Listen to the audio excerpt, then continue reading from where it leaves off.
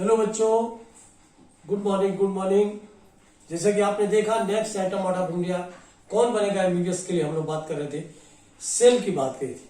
Cell में अब देखिए अभी तक ये हम लोग जो पढ़े थे एंडोमेम्ब्रेन सिस्टम, अब यहाँ शुरू हो रहा है non endomembrane system like mitochondria. ये देखा माइटोकॉन्ड्रिया को एटीपी पावर हाउस बोलते हैं।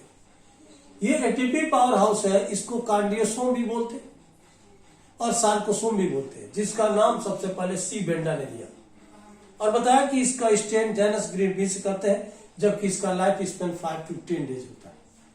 लार्जेस्ट स्मॉलेस्ट माइटोकॉन्ड्रिया की बात करें, mitochondria double membrane bound cell organs होता है। ये सेमी ऑटोनोमस होता है। क्या होता है? Semi autonomous. और इसके बारे में आपको बताया कि ये माइटोकॉन्ड्रिया सेलुलर रिस्पायरेशन में हेल्प करता है। क्या करता है? सेलुलर रिस्पायरेशन में हेल्प करता है।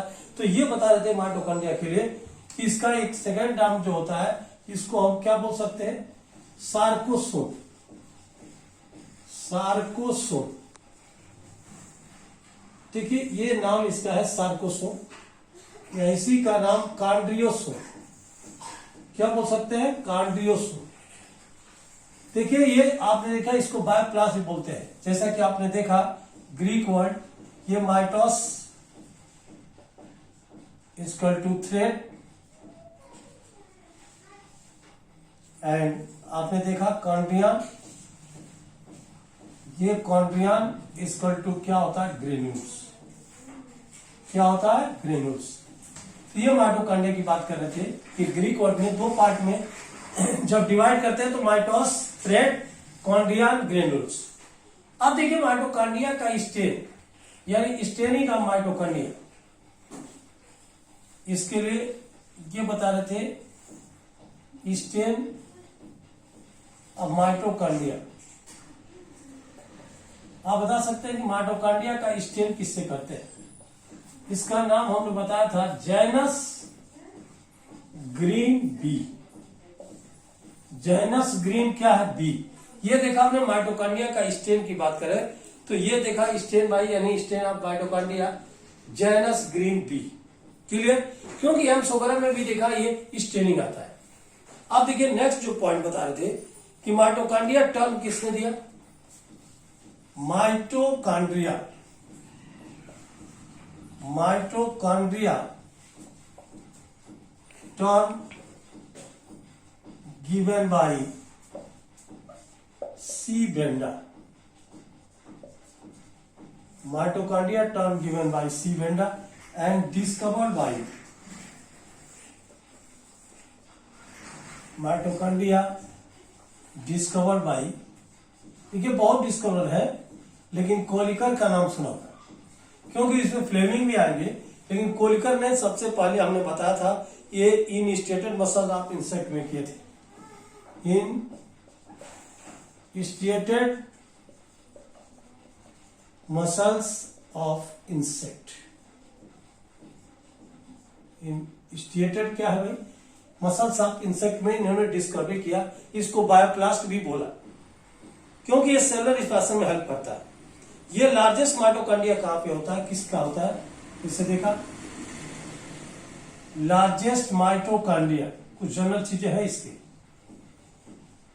लार्जेस्ट माइटोकॉन्ड्रिया ये किसका होता है? oocyst यानी oocytes of amphibian. oocytes of क्या है? एम्फीबियन। तो ये आपने देखा कि अभी लार्जेस्ट माइटोकॉन्ड्रिया की बात कर रहे थे कि लार्जेस्ट माइटोकॉन्ड्रिया जो है ये oocyst ऑफ एम्फीबियन की बात कर रहे थे, जबकि स्मॉलेस्ट इस सेल में होता है। जबकि अभी बता रहे थे स्मॉलेस्ट माइटोकॉन्ड्रिया क्या होता भाई? ईस्ट सेल में। तो ये हमने बताया था ये स्मॉलेस्ट माइटोकॉन्ड्रिया इस सेल में होता है। अब देखिए इसमें जनरल चीजें ये भी आप जानते हैं कि लाइफ स्पेन इसका कितना होता है, यानी life span of mitochondria equal to 5 to 10 days. ये देखिए डैमेज होती है, जैसे कि देखा आपने आरबीसी भी डैमेज होती बनता है, उसी तरह इसका भी लाइफ स्पेन होता है, सब सेलों में अलग अलग होता है। अब माइटोकॉन्ड्रिया किस में एब्सेंट होती है? ये माइटोकॉन्ड्रिया प्रोकैरियोटिक सेल में नहीं होता है, क्योंकि बैक्टीरिया में आपने देखा था माइटोकॉन्ड्रिया की जगह पे मेसोसोम होता है, तो ये प्रोकैरियोटिक सेल में एब्सेंट होता है। Mitochondria absent in prokaryotic cell, absent in prokaryotic cell, but present in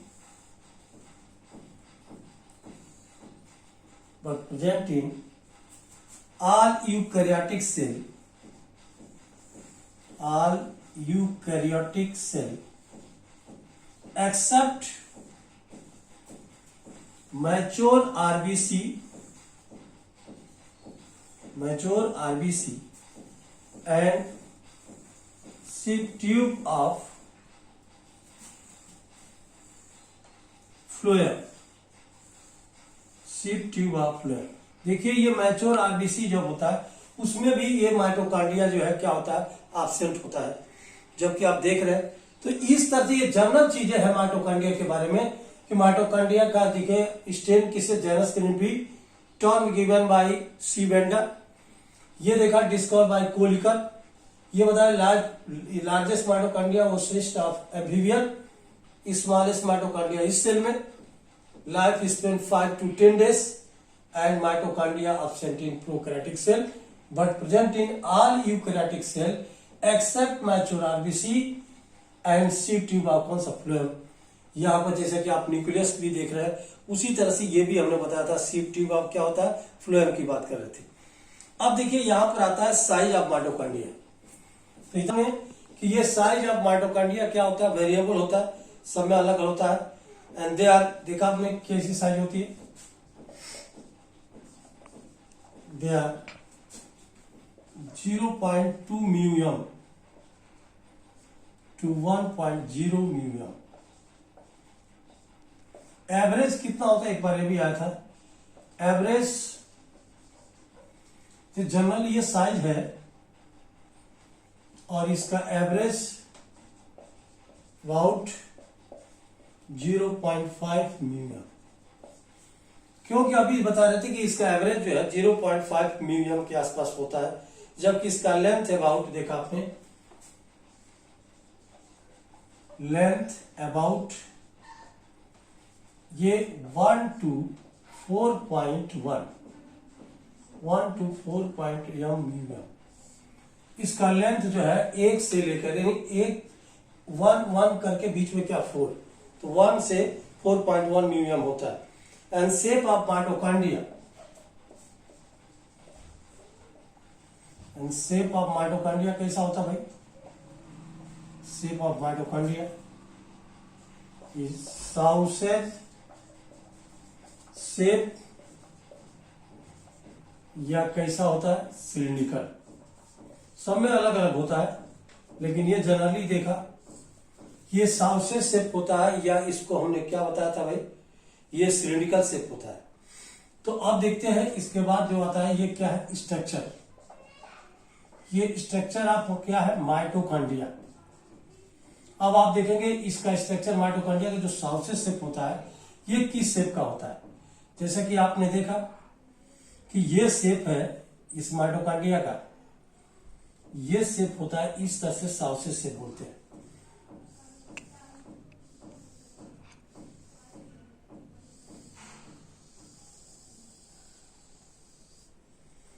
तो ये आपने देखा सॉसेज शेप माइटोकॉन्ड्रिया होता है। और यहां पर हमने बताया था कि इसमें क्या होता है भाई, ये इसमें जो है ये भी बताया इनर मेम्ब्रेन क्या करती है, फोल्ड करती है। अब देखिए यहां पर सॉसेज शेप, यहां पर पहले हमने बताया था आउटर इनर होता है,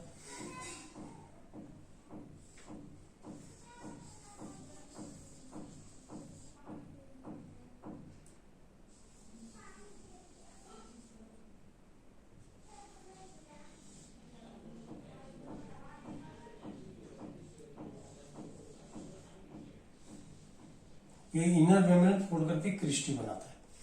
तो देखा आपने ये है आउटर मेम्ब्रेन और ये आपने देखा क्या है, इनर मेम्ब्रेन। तो आउटर मेम्ब्रेन और कौन सा, इनर मेम्ब्रेन। आप देख रहे हैं, इसके लिए हमने बताया था कि यहाँ पर नाम भी है कि यहाँ पर देखिए बीच बीच में, ये बीच में क्या होता है, मैट्रिक्स होता है। ये मैट्रिक्स है, माइटोकॉन्ड्रियल क्या है, मैट्रिक्स। और ये भी नाम हमने बताया था, ये क्या है, क्रिस्टा, यानी क्रिस्टा, या इसी को क्या बोलते हैं, क्रिस्टी, जो सरफेस एरिया को क्या करता है, इंक्रीज करता है। ये बीच में जो स्पेस होता है इसको इनर मेम्ब्रेनस स्पेस या इंटर मेम्ब्रेनस स्पेस बोल सकते हैं। इंटर मेम्ब्रेनस क्या है, स्पेस, यानी कि आउटर इनर दोनों में पेरी माइटोकॉन्ड्रियल क्या है, ये जो है आपने ये बता रहे थे, outer membrane, inner membrane, matrix and inter या इनर मेम्ब्रेनस स्पेस इसको बोलते हैं। इंटर मेम्ब्रेनस या इनर मेम्ब्रेनस स्पेस इसको बोल सकते हैं। ये देखिए, अब ये जनरल ये साउसे शेप माइटोकॉन्ड्रिया है, ये इस तरह का ही शेप होता है, जो आपको बता रहे थे कि इस तरह का शेप होता है, जो पहले भी हम बता चुके हैं। क्रिस्टी या क्रिस्टा, ये सरफेस एरिया को क्या करता है, इंक्रीज करता है, यानी कि is mitochondria is double membrane bound cell organelles. अब देखिए इसके बाद, जैसे कि आप देख रहे हैं, देखा अभी बता रहे थे कि इज माइटोकॉन्ड्रिया, ये double membrane bound, that is outer and inner. Outer membrane mainly made up of porin protein, but inner membrane fold to form कौन सा, क्रिस्टी। ये फोल्ड करके क्रिस्टी बनाता था, जो सरफेस एरिया को क्या करता है, इंक्रीज। अब देखिए जो माइटोकॉन्ड्रिया का मैट्रिक्स है, उसके अंदर क्या क्या होता है। तो अभी हमने बताया था, द माइटोकॉन्ड्रियल मैट्रिक्स कंटेंस, इसमें देखिए क्या क्या है, क्योंकि डीएनए भी है, एंजाइम भी है। ये कंटेन सिंगल सर्कुलर डीएनए, इसमें क्या होता है भाई, single circular DNA, single circular क्या होता है, डीएनए होता है। इसमें आरएनए मॉलिक्यूल होते हैं, इसमें सर्कुलर डीएनए भी, आरएनए मॉलिक्यूल भी होता है, और 70S टाइप का राइबोसोम भी होता है। 70S टाइप ऑफ राइबोसोम, और क्या हो सकता है, फास्फोलिपिड्स,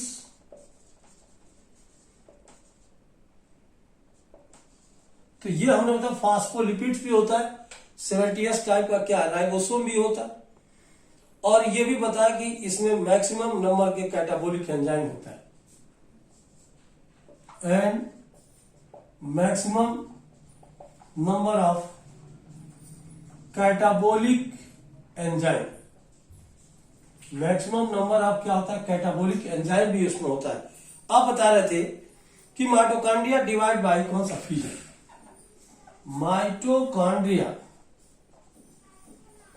डिवाइड बाय फ्यूजन, ये फ्यूजन से डिवाइड करता है। अब देखिए माइटोकॉन्ड्रिया की क्या बात है, इसका फंक्शन क्या होगा।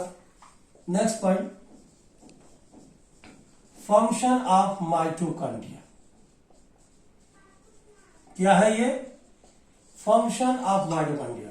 आप तो जानते हैं कि ये सेलुलर रिस्पायरेशन में हेल्प करता है, तो ये सेलुलर रिस्पायरेशन के जैसे रिस्पायरेशन करता है, उसके दौरान जो एनर्जी रिलीज होती है उसको एटीपी के फॉर्म में स्टोरेज करता है, इसीलिए इसको एटीपी पावर हाउस भी बोलते हैं।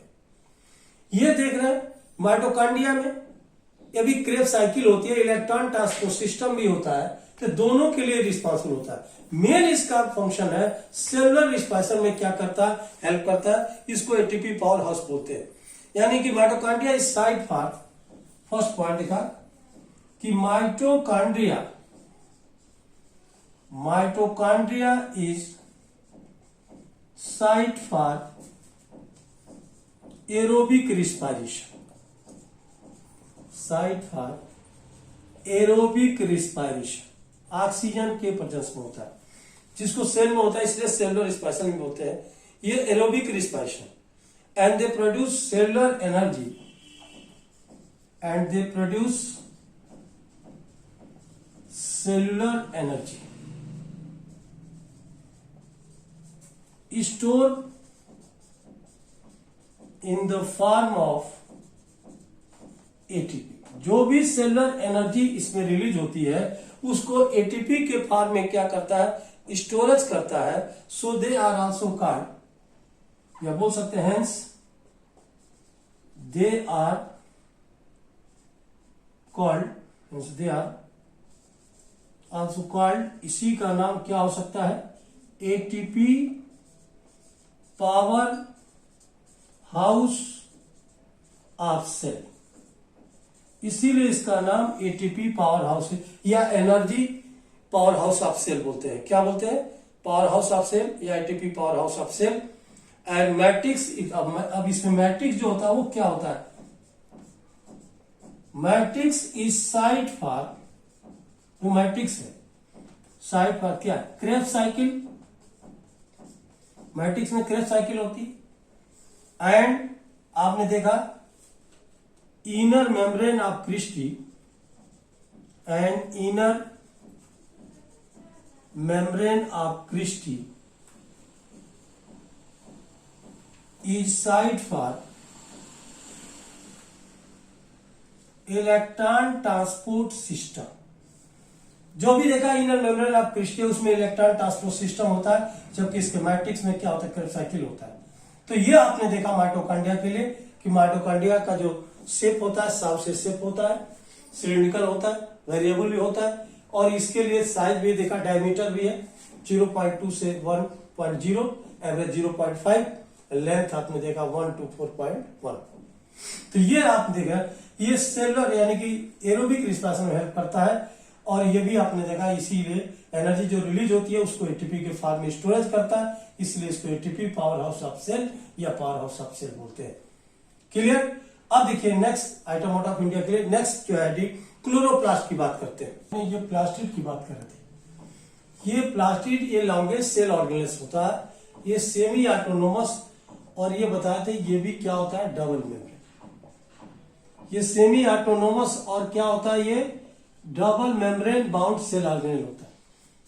और ये बताया प्लास्टिड का मेन जो ओवरऑल फंक्शन होता है, सिंथेसिस भी करता है, स्टोरेज भी करता है। क्योंकि इसमें अभी देखा कि क्लासिफिकेशन जब इसका करते हैं तो इसमें देखा होगा ल्यूकोप्लास्ट, क्रोमोप्लास्ट, क्लोरोप्लास्ट, 3 प्लास्टिड होते हैं। ल्यूकोप्लास्ट क्या करता है कि उसमें भी वो फूड स्टोरेज करता है, जैसे एमाइलोप्लास्ट, इलियोप्लास्ट, एलिरोप्लास्ट, कोई प्रोटीन करता है, कोई स्टार्च करता है, कोई ऑयल करता है, और बनी स्टोरेज का काम करता है। और सिंथेसिस में जो क्लोरोप्लास्ट है वो फोटोसिंथेसिस करता है, तो ये सिंथेसिस भी है, वो भी है।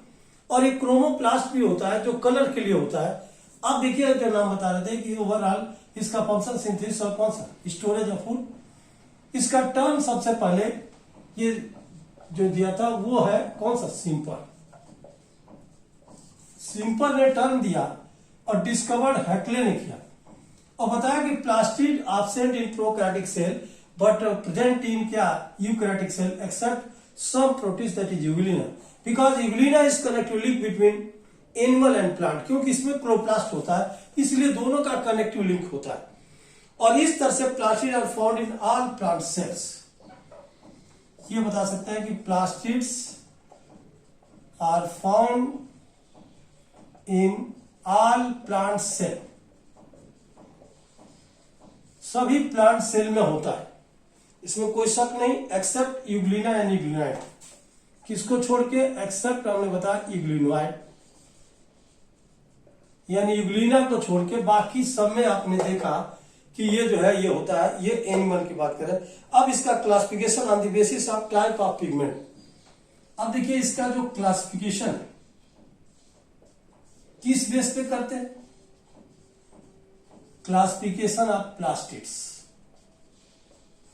ये क्लासिफिकेशन ऑफ प्लास्टिड क्या है, on the basis of type of pigment. किसके बेस पे, on the basis of type of क्या, pigment, pigments. Plastids mainly 3 types. किस बेस पे, पिगमेंट के बेस पे। प्लास्टिड 3 तरह के होते हैं, पहला आपने देखा, ये जो नाम बताए थे ये कौन कौन से भाई, एक ल्यूकोप्लास्ट, क्रोमोप्लास्ट, क्लोरोप्लास्ट। ल्यूकोप्लास्ट जो व्हाइट प्लास्टिक बोल सकते हैं इसको, कलरलेस होता है, व्हाइट प्लास्टिड्स यानी कलरलेस प्लास्टिड्स। एक क्या होता है क्रोमोप्लास्ट, जो कलर प्लास्टिड बोलते हैं, ये कलर प्लास्टिड्स इसको बोल सकते हैं क्योंकि कलर होता है ऑरेंज, रेड, येलो कलर। और एक है क्लोरोप्लास्ट जिसको ग्रीन प्लास्टिक बोलते हैं, ग्रीन प्लास्टिक। तो तीन तरह के देखिए ये प्लास्टिक होते हैं, ल्यूकोप्लास्ट, ये हमने बताया क्रोमोप्लास्ट, और क्या है क्लोरोप्लास्ट। अब इसमें देखिए ल्यूकोप्लास्ट जो व्हाइट कलर का होता है ये कलर होता है, और ये हमने बताया था ग्रीन कलर का होता है। तो इस तरह से आपने देखा, पहले ल्यूकोप्लास्ट की बात करते हैं। दीज आर कलर्स यानी कलरलेस प्लास्टिड होता है विच various shape and size and store क्या है न्यूट्रिएंट। और ये मेनली जो ल्यूकोप्लास्ट ये तीन तरह का होता है, यानी कि ये leucoplast mainly divided into three type, यानी leucoplast divided into three types. ये तीन तरह के होते हैं ल्यूकोप्लास्ट। जैसा कि आपने देखा, ये है एमाइलोप्लास्ट। ये एमाइलोप्लास्ट क्या करता है, एमाइलेज यानी कि स्टार्च की क्या करता है, स्टोरेज करता है, यानी store food in the form of क्या carbohydrate. It store food in the form of starch, यानी जिसको हम क्या बोलते हैं कार्बोहाइड्रेट। अब देखिए ये किसमें होता है, इस तरह का कंडीशन देखा। पोटैटो की बात करें, पोटैटो में सबसे ज्यादा क्या होता है, स्टार्च होता है, तो ये एमाइलोप्लास्ट है। अब देखिए सेकेंड हमने बताया था इसमें क्या एल्यूरोप्लास्ट होता है। एल्यूरोप्लास्ट या इसी का नाम प्रोटीनोप्लास्ट बोलते हैं। क्यों बोलते हैं, क्योंकि इसमें क्या होता है, इसमें इट स्टोर फूड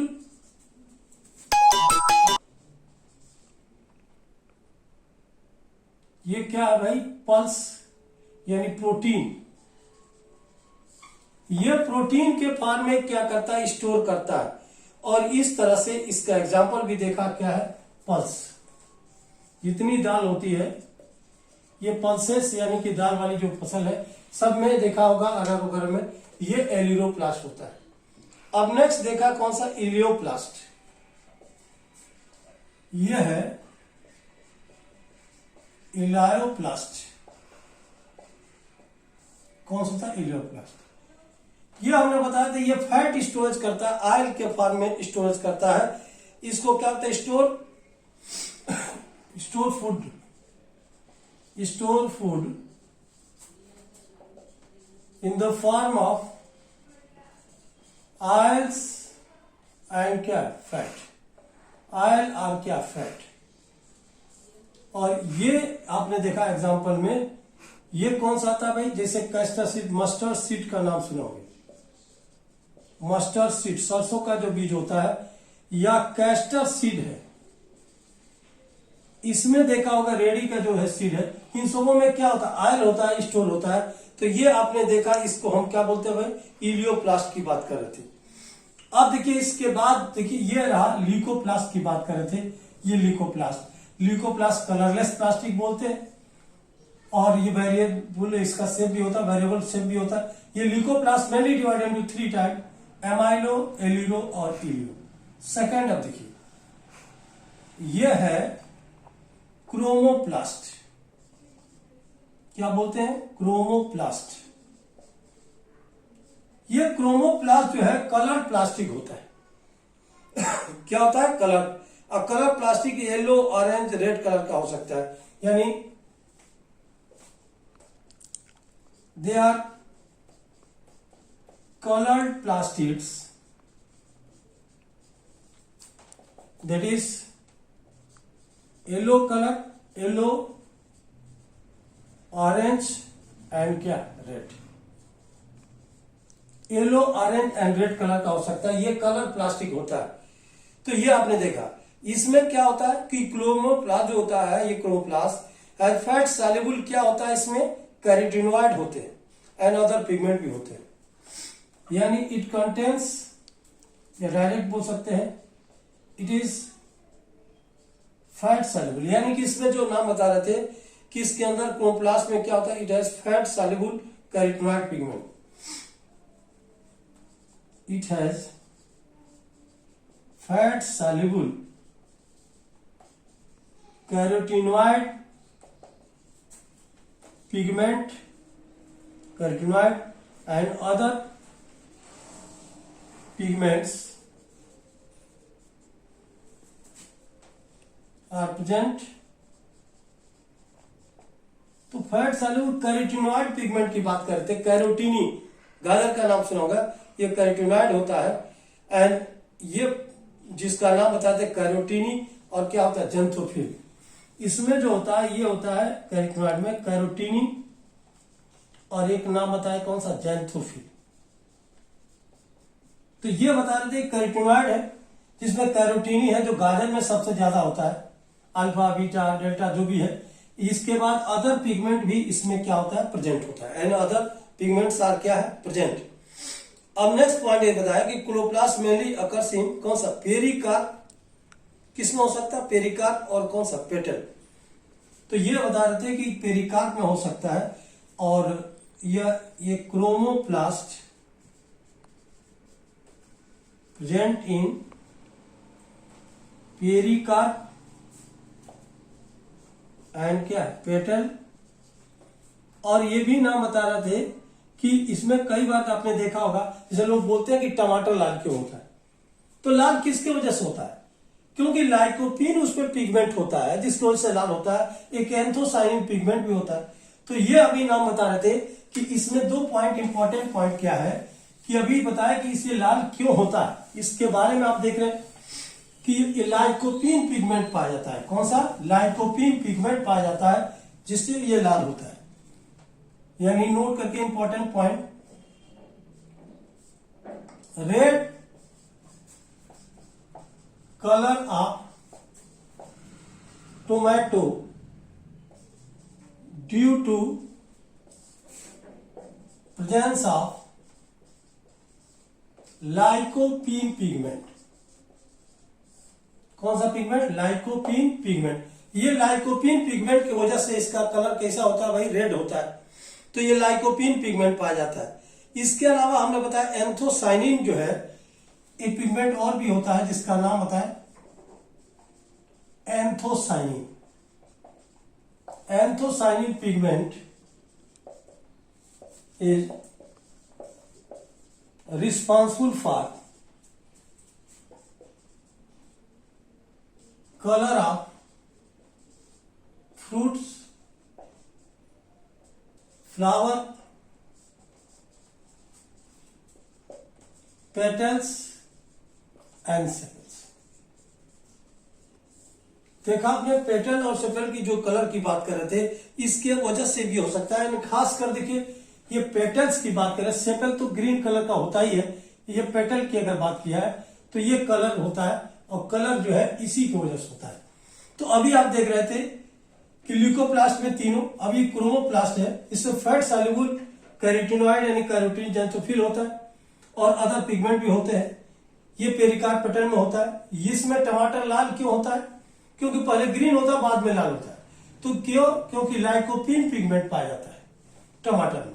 और एंथोसाइनिन एक पिगमेंट होता है जो साइटोप्लाज्म में सेल सेप में पढ़े थे कि ये किसके लिए, कलर ऑफ फ्रूट के लिए, फ्लावर के लिए और पेटल के लिए। तो अब इसके बाद हम जो बात करने जा रहे हैं वो कौन सा भाई, ये बता रहे थे कौन सा, क्लोरोप्लास्ट। देखा आपने, अभी क्लोरोप्लास्ट की बात कर रहे थे कि क्लोरोप्लास्ट को हम किचन हाउस आप क्या बोलते हैं इससे, क्योंकि जब लाइट पड़ती है तो लाइट, इसके अंदर जो क्लोरोफिल होता है कैरोटीनॉइड, ये लाइट एनर्जी को क्या करता है, ये ट्रैप करके फोटोसिंथेसिस करता है। इसको किचन हाउस ऑफ सेल इसलिए, क्योंकि फूड इसी में बनता है। अब देखिए, ये क्लोरोप्लास्ट को kitchen house of the cell, जबकि आप जानते हैं इसके डिस्कवर सिंपल थे। और इसको क्या बोल सकते हैं, chloroplast is also called green plastid बोलते हैं, क्योंकि ग्रीन कलर का होता है। और एक्चुअली में ये प्लांट में ही होता है अगर यूलिना छोड़ दिया जाए, क्योंकि ये लीफ में, ग्रीन लीफ में होता है। आप देखिए क्लोरोप्लास्ट कंटेन क्लोरोफिल एंड कौन सा होता है, कैरोटीनॉइड। ये क्लोरोफिल लाइट एनर्जी को ट्रैप करता है। अगर ये नहीं होता तो फोटोसिंथेसिस नहीं होती। जैसे फोटोसिंथेसिस देखा, जितने भी कलरलेस लीफ होते हैं उसमें खासकर देखा जाए, खासकर जिसमें कोई क्लोरोफिल नहीं है उसमें फोटोसिंथेसिस नहीं होती। लेकिन आप देखें क्लोरोफिल है, इसीलिए तो ग्रीन लीफ जो होता है ये क्लोरोफिल की वजह से भी है। आप देखिए which are responsible for trapping, क्या करेगा chlorophyll, trapping the light energy for किसके लिए, फोटोसिंथेसिस के लिए। ये बताएं majority of chloroplast of green plant are found in mesophyll cell of क्या, लीव्स, उसी में होता है green. And these are lens, देखिए इसका शेप क्या है, ये लेंस शेप भी हो सकता है, ओवल भी हो सकता है, डिस्क्वाड्रल भी है, स्फेरिकल भी है, डिस्क लाइक भी है, रिबन लाइक भी होता है। और ये वेरिएबल इसका क्या होता है, लेंथ होता है, जैसा कि आपने देखा कि लेंथ 5 to 10 म्यूएम, विड्थ इसका जो है 2 to 4 म्यूएम होता है। और इस तरह देयर आपने बताया कि देयर आर नंबर ऑफ कौन सा, देयर नंबर वेरी फ्रॉम 1 पर सेल ऑफ क्लेमाइडोमोनास, ये ग्रीन एल्गा होता है। और ये फ्यू एज 20 to 40 पर सेल इन ग्रीन एल्गा यानी एल्गी में होता है। ये आपने देखा है। इसके अलावा थोड़ा सा आप देखना चाहे तो यहां देखिए, जैसे यूरेथ्रिक्स है, यूरेथ्रिक्स में गर्टल शेप का ये क्लोरोप्लास्ट होता है, ये क्लेमाइडोमोनास। तो ये क्लेमाइडोमोनास जो है इसमें कप शेप होता है। और ये हमने, क्योंकि इसमें देखिए इस तरह का कप शेप स्ट्रक्चर बनता है। आप देख रहे हैं ये स्पायरोगायरा में रिबन लाइक स्ट्रक्चर बनता है, जैसा कि आपने देखा इस तरह से हमने बनाया था, ये रिबन लाइक स्ट्रक्चर क्लोरोप्लास्ट में बनता है। और ये जो है ओइटोगोनिया में रेटिकुलर होता है। तो क्लियर हो गया कि यूरेथ्रिक्स में गर्डल शेप, ये क्लेमाइडोमोनास में कप शेप, और स्पायरोगायरा में क्या होता है, रिबन लाइक, ओइटोगोनिया में रेटिकुलर होता है। तो ये क्लोरोप्लास्ट का शेप होता है। इस तरह से आपने देखा कि क्लोरोप्लास्ट। आप देखिए इसका स्ट्रक्चर क्या है, नेक्स्ट पॉइंट में स्ट्रक्चर अब क्या है, क्लोरोप्लास्ट। आपने अभी ये स्ट्रक्चर बता रहे थे कि ये डबल मेम्ब्रेन, आउटर मेम्ब्रेन, ये क्या है, इनर मेम्ब्रेन, दोनों के बीच के स्पेस को पेरीप्लास्टिडियल स्पेस। आप देखिए अभी नाम बता रहे थे कि इसके बीच में जो मैट्रिक्स होता है ये क्वाइंस लाइक स्ट्रक्चर होता है, जिसको हम ग्रेनम बोलते हैं, क्योंकि एक ये ग्रेना है, इसमें देखिए ये पार्ट है जो अंदर होता है कैविटी, उसको ल्यूमेन बोलते हैं। ये आपने देखा ये ग्रेना है, यानी कि पूरा आपने देखा ये ग्रेना है, ये ऊपर थैलेक्वाइड मेम्ब्रेन होता है। ये जो मेम्ब्रेन है इसका नाम क्या है, थैलेक्वाइड। ये थैलेक्वाइड मेम्ब्रेन है क्योंकि इसी के अंदर लाइट एब्जॉर्बिंग पिगमेंट होते हैं। जब लाइट पड़ता है तो इसमें क्लोरोफिल ए होता है, ये एब्जॉर्ब करता है। तो ये ग्रेना है, ऊपर मेम्ब्रेन होती है, और ये इसके अंदर क्या होता है, ल्यूमेन भी होता है। ये पूरे को मिला के ग्रेनम बोलते हैं। ये बता रहा है कि दो ग्रेना को जोड़ने वाला देखा स्टोमा लेमली होता है, दोनों को कनेक्ट करता है, इसको फ्रिट्स भी बोलते हैं। इसमें 70s टाइप का राइबोसोम होता है, जबकि डबल स्टैंडर्ड क्या होता है, डीएनए। देखा आपने, ये भी नाम बता रहे थे कि इसमें जो डबल स्टैंडर्ड डीएनए भी होता है, राइबोसोम भी होता है, कार्बोहाइड्रेट भी होता है, प्रोटीन भी होता है। तो ये डबल स्टैंडर्ड डीएनए भी है। और ये बता 70s, इसमें स्टार्च ग्रेनुल्स होता है। और ये बता रहे थे लिपिड ड्रॉपलेट्स भी होते हैं। तो ये तो जनरल स्ट्रक्चर है जो आप देख रहे हैं, क्योंकि आप देख रहे हैं कि एक ग्रेना से दूसरे ग्रेना में जोड़ने वाला स्टोमा लेमली या फ्रिट्स बोलते हैं। इस तरह से देखा, लाइक माइटोकॉन्ड्रिया की तरह ये भी डबल है, chloroplast double membrane bound cell आते हैं। Fluid matrix is surrounded by inner membrane is known as stoma, क्योंकि स्टोमा इस साइड पर क्या है, ये स्टोमा जो होता है ये बीच में, इसको स्टोमा जो है डार्क रिएक्शन के लिए होता है। यानी स्टोमा में क्या होता है, डार्क रिएक्शन, यानी स्टोमा इज साइड फॉर किसके लिए, डार्क रिएक्शन, यानी stoma is side for dark reaction, but grana is side for क्या, लाइट रिएक्शन। ये लाइट रिएक्शन के लिए क्या होता है भाई, ग्रेना।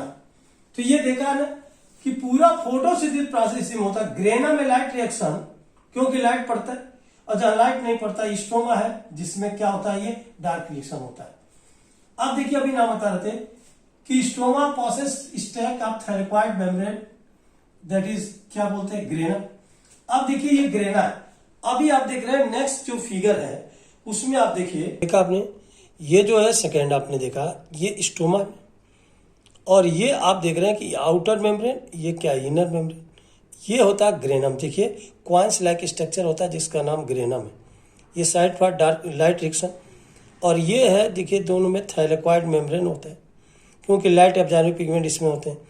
और ये हमने बताया दोनों क्वांस लाइक जो थायरॉइड ग्रेना है, इसको स्टोमा लेमली से क्या करता है, कनेक्ट करता है। तो ये हमने स्ट्रक्चर जो दिया है एक्चुअली में सेक्शनल व्यू ऑफ क्लोरोप्लास्ट, ये एनसीईआरटी के फिगर है जो देखिए, जबकि इसको हमने अलग करके आपको दिखाया, क्योंकि इसमें बीच बीच में जो कैविटी होती है उसमें क्या होता है, ल्यूमेन भी होता है। तो नेक्स्ट आइटम ऑफ इंडिया में नेक्स्ट पॉइंट देखिए, thyroid membrane, membranous flattened sac like structure. लैक यानी कि यहां पर देखा इसमें ल्यूमेन भी है, जो नाम बता रहे थे, ये ल्यूमेन है। स्पेस किसके स्पेस में होता है भाई, थायरॉइड मेम्ब्रेन के अंदर होता है, क्योंकि लाइट एक्शन देखिए इसी पे पड़ता है। इसको अगर रिमूव कर दिया जाए तो फोटोसिंथेसिस नहीं होता है। अब देखिए इसका जो हमने बताया स्टोमा के अंदर क्या होता है, एंजाइम। इसे पिगमेंट भी देते थायरॉइड मेम्ब्रेन में, तो stoma contain enzyme for photosynthesis. Stoma contain enzyme आप क्या है, क्लोरोप्लास्ट। एंजाइम आप क्या है, क्लोरोप्लास्ट। अब इस एंजाइम में क्या होता है, जैसे कि आपने देखा कि इसमें ये require for synthesis of carbohydrate, ये एंजाइम किसके लिए इंपॉर्टेंट है, यानी this enzyme is required for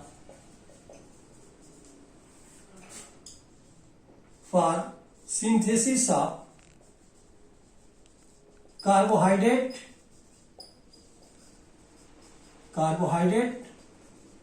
protein. तो ये कार्बोहाइड्रेट और प्रोटीन के सिंथेसिस के लिए इसमें जो एंजाइम होता है ये इसके लिए होता है। एंड इट आल्सो कंटेन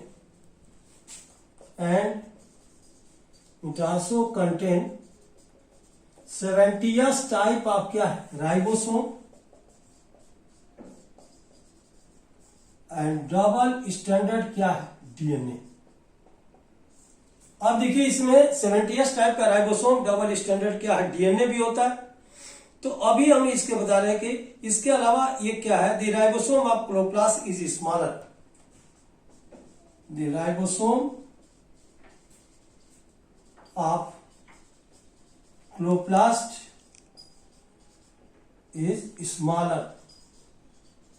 जी, जो राइबोसोम ऑफ जो क्लोरोप्लास्ट होता है एक्चुअली ये क्या होता है, स्मॉलर 70th, किस तरह का होता है, स्मॉलर 70th टाइप का।